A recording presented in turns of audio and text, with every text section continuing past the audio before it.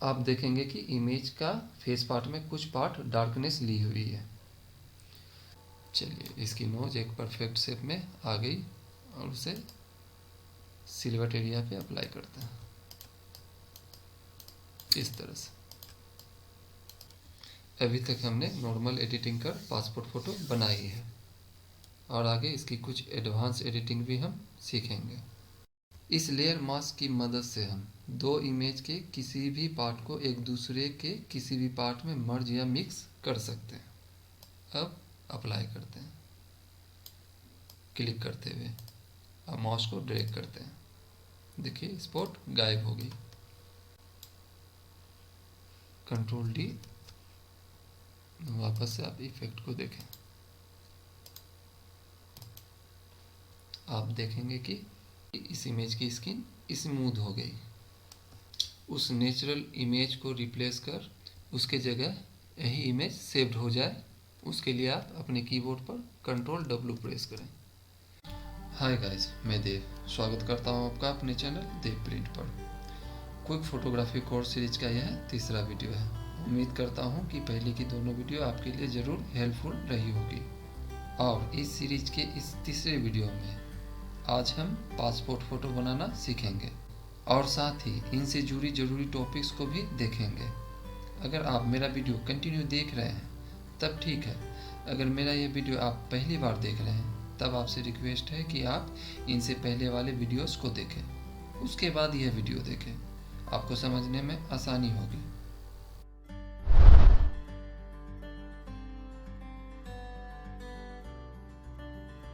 तो चलिए शुरू करते हैं।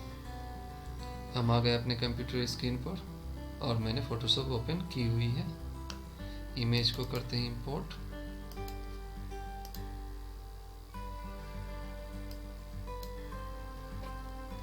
मैक्सिमाइज और टूल बार पर आकर क्रॉप टूल सेलेक्ट करते हैं, क्योंकि हम पासपोर्ट फ़ोटो बना रहे हैं और पासपोर्ट फ़ोटो में साइज़ बहुत मायने रखती है।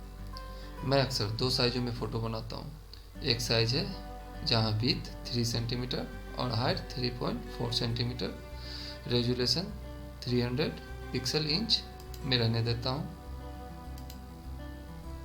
एक और साइज़ चौड़ाई 3.5 सेंटीमीटर और लंबाई 4.5 सेंटीमीटर रखता हूँ। हम दोनों साइज में इमेज को क्रॉपिंग कर देखेंगे। फिलहाल मैं इसी साइज में इमेज को क्रॉप करता हूँ। उसके लिए आप माउस को ड्रैग करें इस तरह और एडजस्ट करें।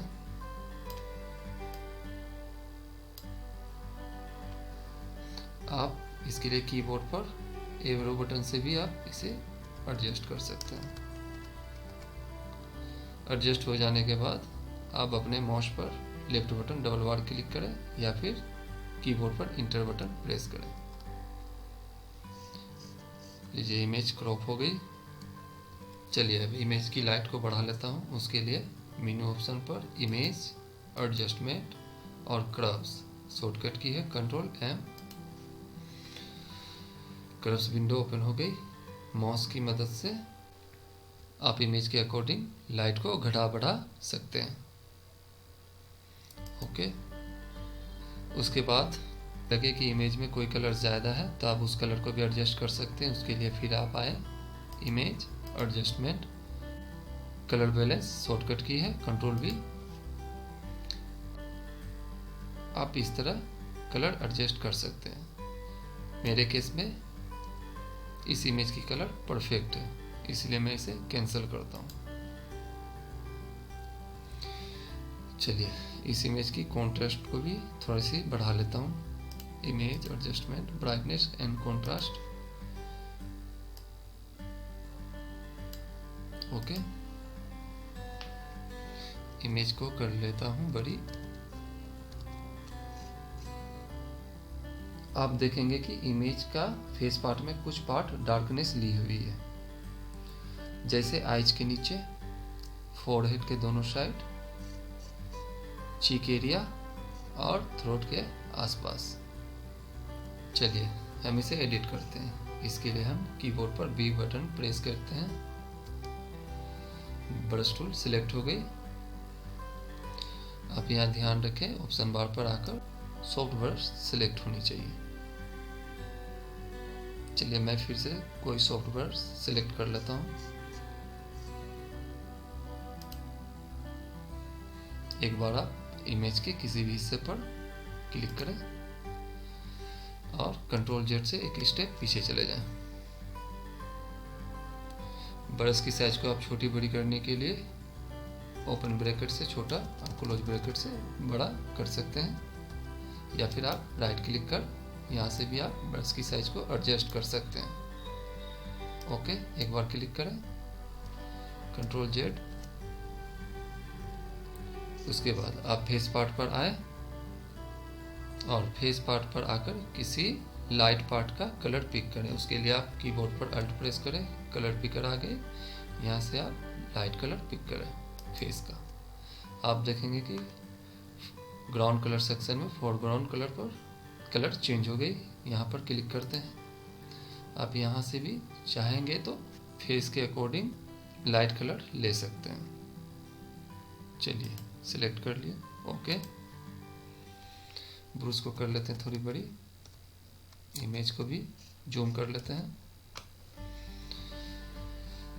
और माउस का लेफ्ट बटन क्लिक करते हुए ड्रैग करते हैं इस तरह। जहां जहां लगे कि आपको एडिटिंग होनी है, आप इस तरह से एडिटिंग करें।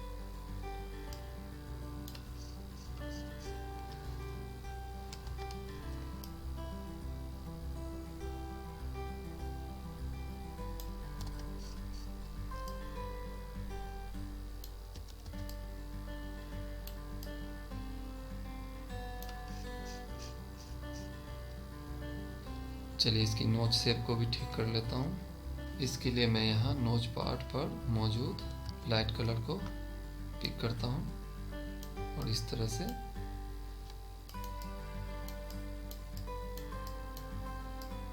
नोच को शेप देने की कोशिश करता हूँ।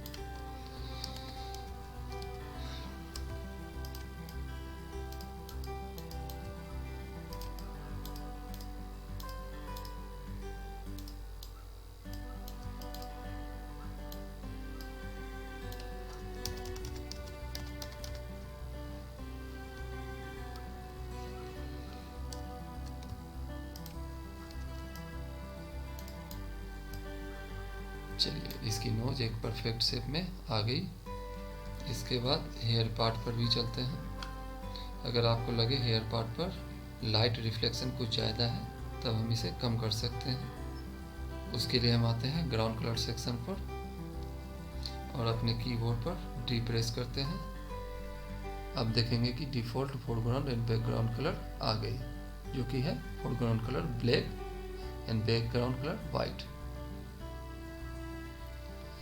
चलिए अप्लाई करते हैं।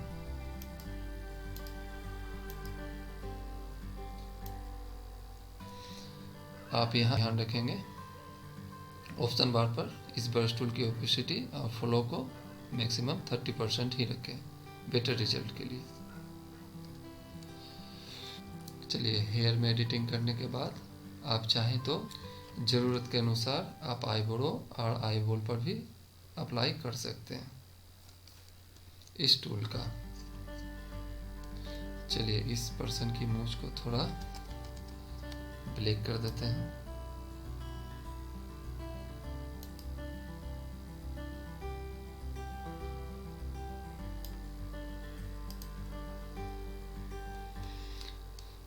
इमेज को कर लेते हैं छोटी।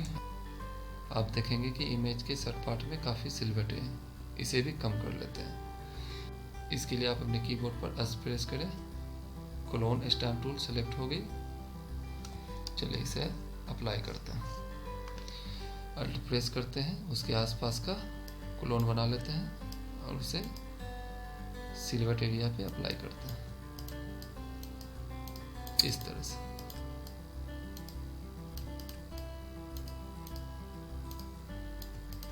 आप देखेंगे कि सिलवट कम हो रही है।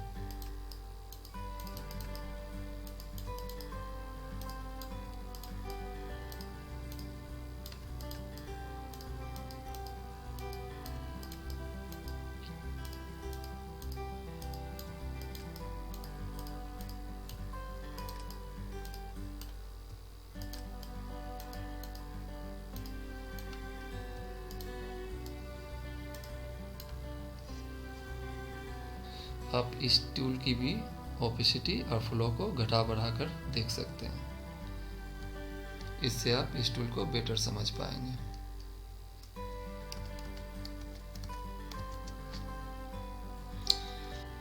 चलिए इन सब के बाद अब इमेज की बैकग्राउंड को भी देख लेते हैं। इमेज की बैकग्राउंड को हम कोई एक सा कलर का कर लेते हैं, इससे इमेज अच्छी दिखेगी। इसके लिए बैकग्राउंड का हम पहले सिलेक्शन बनाते हैं। सिलेक्शन बनाने के लिए आप पॉलीगोनल लासो टूल या फिर मैजिक पेन टूल का यूज कर सकते हैं। चलिए मैजिक पेन टूल से ही सिलेक्शन बनाते हैं। मैंने टॉलरेंस 50 की हुई है, थोड़ी कम कर देते हैं 40%। बैकग्राउंड पर क्लिक करते हैं और कीबोर्ड पर शिफ्ट बटन दबाते हुए परफेक्ट सिलेक्शन बनाने की कोशिश करते हैं।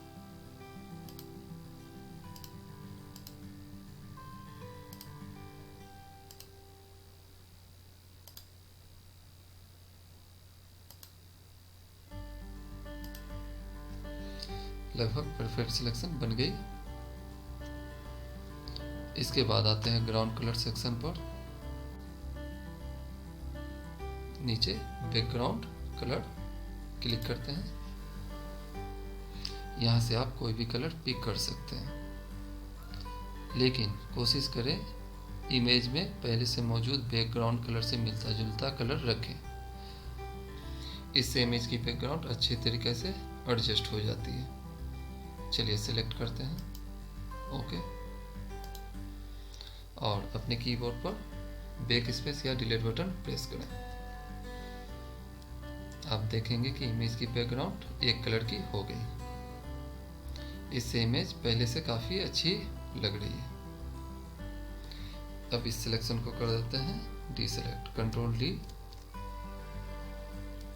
अभी तक हमने नॉर्मल एडिटिंग कर पासपोर्ट फोटो बनाई है और आगे इसकी कुछ एडवांस एडिटिंग भी हम सीखेंगे। चलिए इस इमेज को कर लेते हैं सेव। इसके लिए file, save as, file name में आप कुछ भी नाम देकर सेव कर सकते हैं किसी भी फोल्डर या किसी जगह पर। फॉर्मेट हमेशा जेपीजी ही रखें।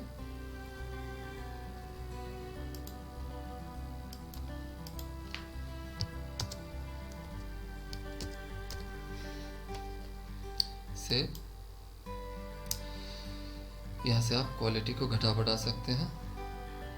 मैं क्वालिटी 10 पे ही रहने देता हूँ, ओके। फोटोशॉप को करता हूँ मिनिमाइज।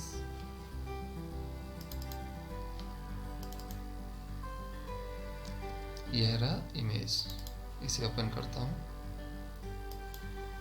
यह रहा नेचुरल इमेज और यह रहा एडिटिंग के बाद का इमेज।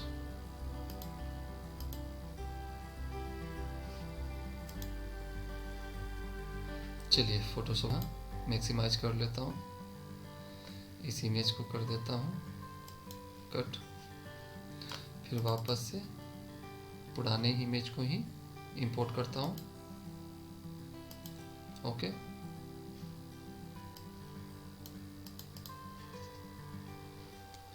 चलिए मैं इस इमेज में जल्दी से नॉर्मल एडिटिंग कर लेता हूँ।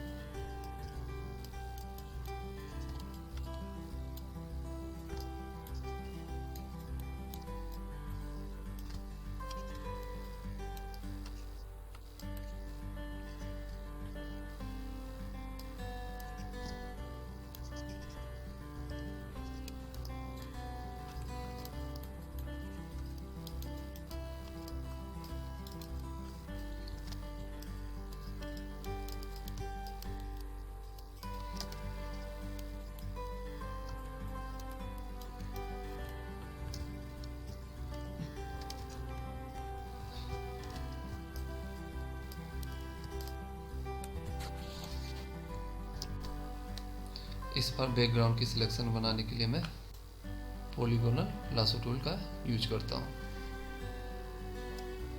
यहाँ ऑप्शन बार पर इसकी प्रॉपर्टी पे फेदर 2px रख लेते हैं।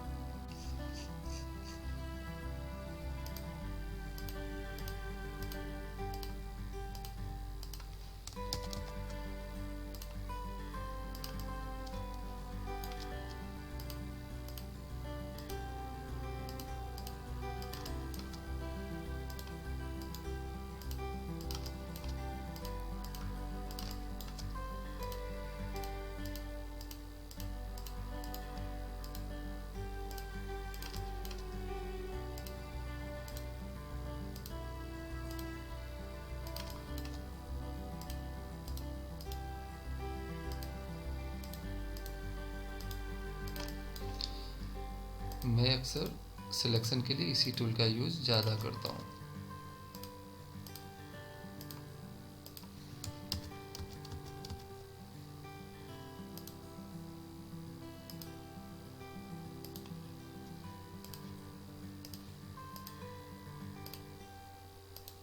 लीजिए सिलेक्शन कंप्लीट हो गई। अब उसके बाद आते हैं ग्राउंड कलर सेक्शन पर। नीचे बैकग्राउंड कलर क्लिक करते हैं। ओके, डिलीट या बैक स्पेस बटन अपने कीबोर्ड पर। बैकग्राउंड कलर एक कलर की हो गई। यदि आप चाहें इस टूल की मदद से आप फोरग्राउंड कलर से कलर सिलेक्ट कर आप आसानी से फिल कर सकते हैं। चलिए देख लेते हैं। इसके लिए हम आएंगे, फोरग्राउंड कलर पर क्लिक करते हैं। यहीं से फिर इसकी बैकग्राउंड कलर को हम सेलेक्ट कर लेते हैं, थोड़ी सी डार्क कर लेते हैं। ओके, और सिलेक्शन के बीच में रहते हुए राइट क्लिक करता हूँ और यहाँ फिल ऑप्शन पर क्लिक करता हूँ। फोरग्राउंड कलर ओके, अब देखेंगे वही कलर अप्लाई हो गई जिसे हमने फोरग्राउंड में पिक किया था। देखिए, चलिए फोरग्राउंड कलर में कोई दूसरा कलर और देके देखते हैं। ओके, फिल ओके, अब देखेंगे ब्लू कलर फिल हो गई। इमेज को करते हैं जूम। आप देखेंगे कि इमेज के एज या किनारे पर पहले वाले कलर जो कि रेड थी उसकी रिफ्लेक्शन हमें दिख रही है। इसीलिए मैंने कहा था कि इमेज के बैकग्राउंड से मिलता जुलता कलर रखें, इससे इमेज का बैकग्राउंड परफेक्ट एडजस्ट हो जाएगी। हालांकि हम इसे ठीक कर सकते हैं, आने वाले वीडियो में हम जरूर देखेंगे। चलिए हिस्ट्री से हम पीछे चले जाते हैं। Okay, control D. दोस्तों, हम पासपोर्ट फोटो के लिए कुछ एडवांस एडिटिंग सीख रहे हैं। साथ ही एक और जरूरी टॉपिक को आपके साथ शेयर करना चाहूँगा। अगर किसी इमेज में पर्सन ने सफ़ेद शर्ट या लाइट शर्ट पहना हुआ है, तब उस इमेज में हमें एडिट के समय लाइट या ब्राइटनेस इफेक्ट देने के बाद शर्ट अपनी नेचुरल कलर खो देता है। हम उसे किस प्रकार ठीक कर सकते हैं, चलिए देखते हैं। चलिए लेयर पे आते हैं। अभी तक हमने जितने भी एडिटिंग की है वह लॉक लेयर या इमेज पर की है। एडवांस एडिटिंग के लिए हमें इस लेयर को अनलॉक करनी होगी। चलिए इसे डबल क्लिक कर अनलॉक कर देते हैं। लॉक आइकन यहाँ से हट गई। अब कीबोर्ड पर कंट्रोल जे प्रेस करते हैं और इसकी डुप्लीकेट बना लेते हैं। एक लेयर, डुप्लीकेट लेयर बन गई। साथ ही आप लेयर चैनल पाथ बार के फुटर पे आएंगे। यहाँ दूसरा ऑप्शन ऐड लेयर मास्क, इस पर क्लिक करेंगे। साथ ही आप यह ध्यान रखें ऊपर वाली इमेज या लेयर सिलेक्ट होनी चाहिए। आप देखेंगे एक लेयर मास्क इस इमेज के साथ लिंक हो गई। इस लेयर मास्क की मदद से हम दो इमेज के किसी भी पार्ट को एक दूसरे के किसी भी पार्ट में मर्ज या मिक्स कर सकते हैं। चलिए इस कॉन्सेप्ट को और बेटर तरीके से समझते हैं। इस इमेज या लेयर को हम ऑफ कर देते हैं और नीचे वाले लेयर को सिलेक्ट करते हैं। अब इस लेयर या इमेज में लाइट कम कर इसे नेचुरल कलर में लाने की कोशिश करते हैं। एडजस्टमेंट, कर्व्स, आप देख रहे हैं कि शर्ट में लगभग नेचुरल कलर आ गई। ओके, फिर वापस इस लेयर पर क्लिक करते हैं और बी प्रेस करते हैं कीबोर्ड पर, ब्रश टूल को सिलेक्ट करते हैं और साथ ही ग्राउंड कलर सेक्शन पर आकर देखते हैं कि बाय डिफ़ॉल्ट कलर सेट है या नहीं। अगर सेट नहीं रहे तो आप यहाँ नीचे इस आइकन पर क्लिक करें या फिर अपने कीबोर्ड पर डी प्रेस करें। साथ ही ऊपर ऑप्शन बार पर आते हैं इसकी प्रॉपर्टी, ओपेसिटी को हम बढ़ा देते हैं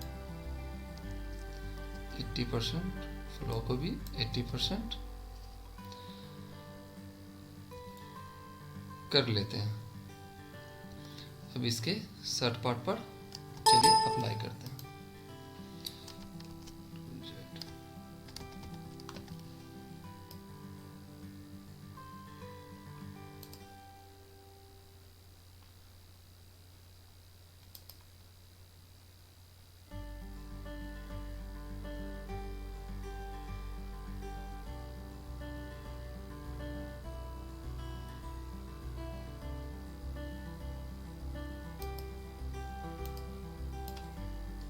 चलिए अभी इसकी इफेक्ट को हम देख लेते हैं।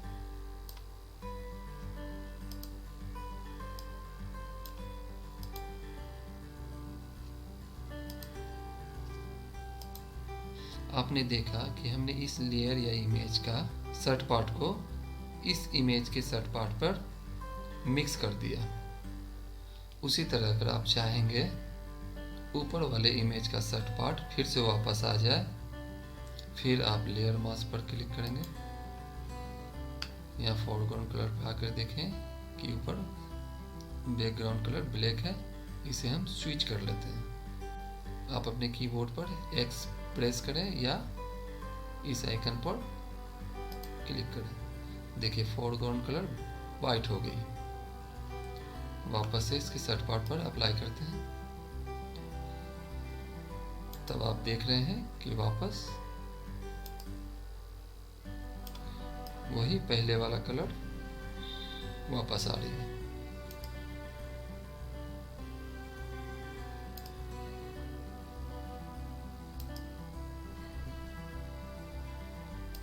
अगर इसका यूज आप सिलेक्शन बनाकर करेंगे तो और भी बेटर रिजल्ट मिलेगा आपको। चलिए देख ही लेते हैं।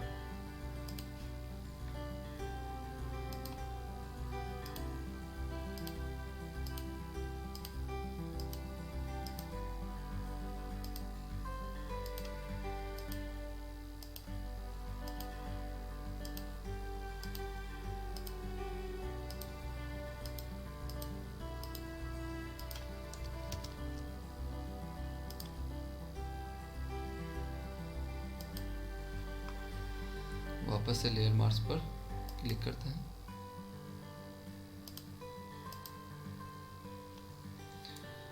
X switch foreground colour black, वापस से बी,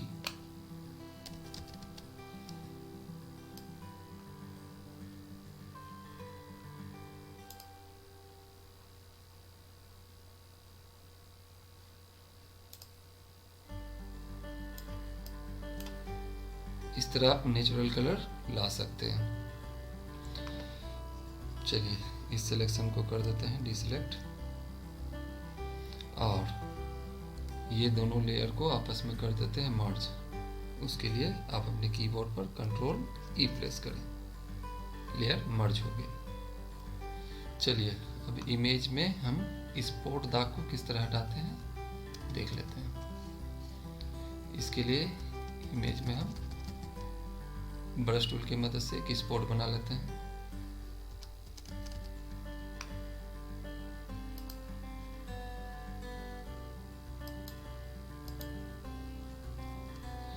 चलिए एक स्पॉट बन गई, इसे अब हटाते हैं। इसके लिए हम टूल बार पर वापस आएंगे और पेज टूल को सिलेक्ट करेंगे। शॉर्टकट की है J।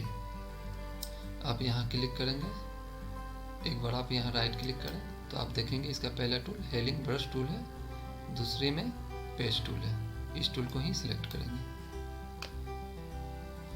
और माउस से ड्रैग करते हुए इसका सिलेक्शन बनाएंगे इस स्पॉट का, और इसे माउस से ही इस तरह इस पार्ट से रिप्लेस करने की कोशिश करेंगे।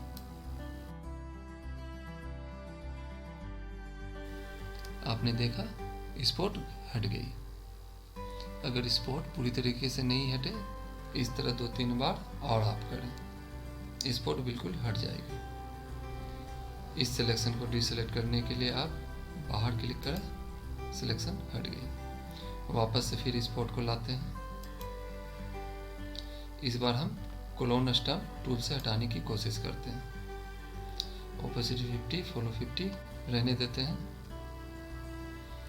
इस स्पॉट के आसपास के पार्ट का, उस पार्ट का हम क्लोन बना लेते हैं जहाँ पे कोई स्पॉट या दाग ना हो। इसके लिए आप अल्ट प्रेस करते हैं कीबोर्ड पर और माउस का लेफ्ट बटन क्लिक करते हैं। क्लोन बन गई। अब अप्लाई करते हैं क्लिक करते हुए और माउस को ड्रैग करते हैं। देखिए स्पॉट गायब हो गई। अब चलिए इसके बैकग्राउंड पर ग्रेडियंट इफेक्ट देते हैं। इसके लिए पहले हम बैकग्राउंड का सिलेक्शन फिर से बना लेते हैं। इसके लिए मैजिक पेन टूल हम लेते हैं और बैकग्राउंड का तुरंत सिलेक्शन बना लेते हैं। उसके बाद वापस टूल बार पर आते हैं और ग्रेडियंट टूल को सिलेक्ट करते हैं। साथ ही ग्राउंड कलर सेक्शन पर आते हैं, देखते हैं कि बाय डिफ़ॉल्ट कलर सेट है या नहीं। ऑलरेडी सेट है।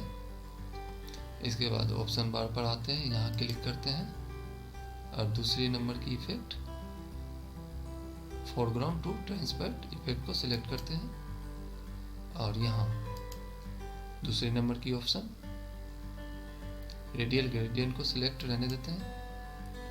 मोड नॉर्मल ही रहने देते हैं। ओपेसिटी 30% आप कर लें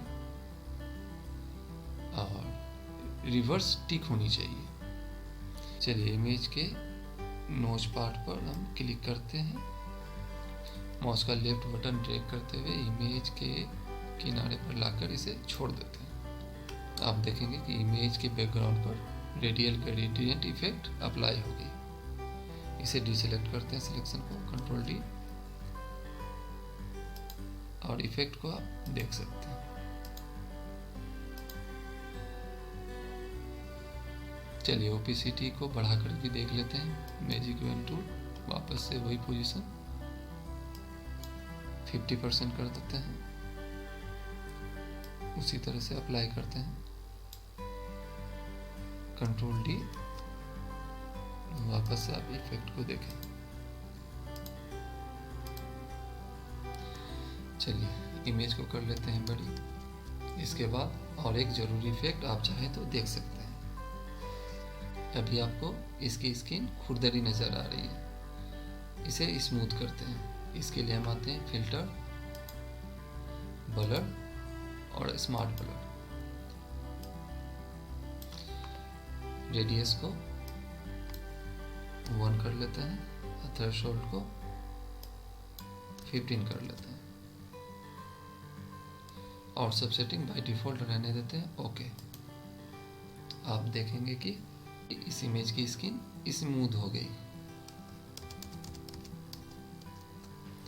कंट्रोल जेड, आप इफेक्ट देख पा रहे होंगे। चलिए इस इमेज को भी कर लेते हैं सेव। वापस से file, save as, file name change कर लेते हैं, ADV एडवांस एडिट। यहाँ फॉर्मेट में देखेंगे Photoshop PSD PTT file select है। ऐसा क्यों? क्योंकि हम कोई भी इमेज को अनलॉक कर फोटोशॉप में वर्क करते हैं, सेव करने के बाद ऑटोमेटिक इस फॉर्मेट पर कन्वर्ट हो जाती है। हम यहाँ से JPG ऑप्शन चुन सकते हैं। Save, okay.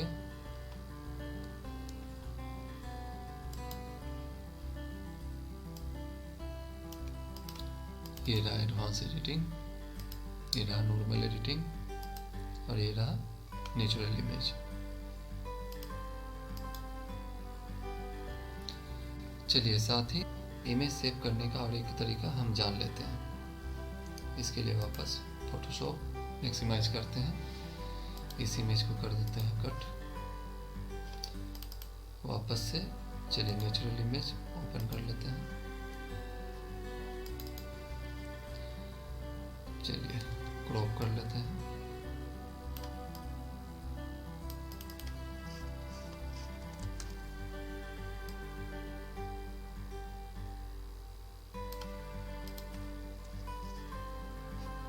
अगर हम चाहेंगे कि यह इमेज उस नेचुरल इमेज को रिप्लेस कर उसके जगह यही इमेज सेव्ड हो जाए, उसके लिए आप अपने कीबोर्ड पर Ctrl+W प्रेस करें और इंटर करें।